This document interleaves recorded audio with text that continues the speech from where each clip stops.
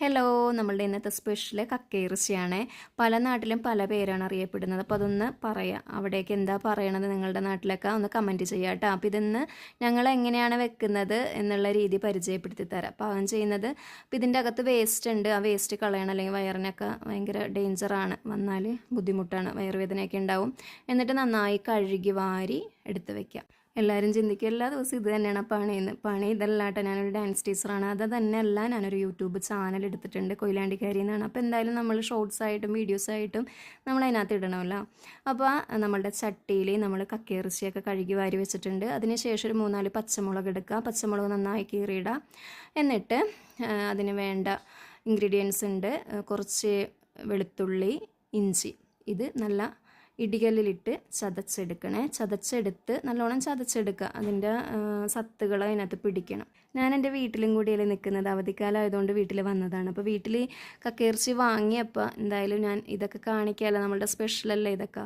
ചിക്കനും മട്ടനും എന്ന് പറയുമ്പോൾ എല്ലാവർക്കും കിട്ടുന്നതാണ്.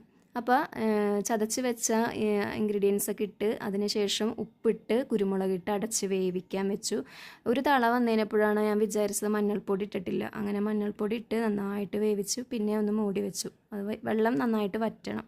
വെള്ളം നന്നായിട്ട് വറ്റി വന്ന് നമ്മൾ ഗ്യാസൊക്കെ ഓഫ് ചെയ്തിട്ടുണ്ട്. നല്ല പാകത്തിനാണ് കിട്ടിയിരിക്കുന്നത്. ഇനി നമ്മൾക്കതൊന്ന് വറവിട്ട് താളിച്ചെടുക്കണം. അപ്പോൾ കുറച്ച് വെല്ലുള്ളി അല്ല കേട്ടോ, കുഞ്ഞുള്ളിയാണ് എടുത്തത്. കുഞ്ഞുള്ളി, പിന്നെ നേരത്തെ എടുത്ത പോലെ തന്നെ ഒരു 3-4 അല്ലി വെളുത്തുള്ളിയും എടുക്കണം. അങ്ങനെ അത് ചതച്ച് വെച്ചിട്ടുണ്ട്. പാൻ വെച്ച് വെളിച്ചെണ്ണ ചൂടായി കടുകിട്ട് പൊട്ടി വന്നതിന് ശേഷം നമ്മൾ ചതച്ച് വെച്ച ചെറിയുള്ളിയും വെളുത്തുള്ളിയും കൂടി അതിട്ടിട്ടുണ്ട്. നന്നായിട്ട് വയറ്റി വന്നതിന് ശേഷം കരിവേപ്പിലിട്ടു. അതൊന്ന് നന്നായി വഴണ്ടി വന്നിട്ടുണ്ട്. അതും വഴണ്ടി വന്നതിന് ശേഷം കുറച്ച് മഞ്ഞൾപ്പൊടി ഇട്ടിട്ടുണ്ട്. മഞ്ഞൾപ്പൊടി എന്തായാലും വേണം. വോയിസ് സെപ്പറേറ്റ് കൊടുക്കുന്നത് കൊണ്ട് തൊണ്ടൊക്കെ ഒരു ആവലാതി വന്നുണ്ട്. മഞ്ഞൾപ്പൊടി ഇട്ടതിന് ശേഷം മുളക് പൊടി ഒന്ന് മൂത്ത് വന്നതിന് ശേഷം നമ്മൾ ഈ പറഞ്ഞ കക്കയിറച്ചി വേറൊരു പാത്രത്തിൽ മാറ്റി വെച്ചിട്ടുണ്ടായിരുന്നു. ആ കക്കയിറച്ചി നമ്മൾ ഇതിനകത്ത് ഇട്ട് കൊടുത്തിട്ടുണ്ട്. നന്നായിട്ട് വഴണ്ടി വന്നിട്ടുണ്ട്.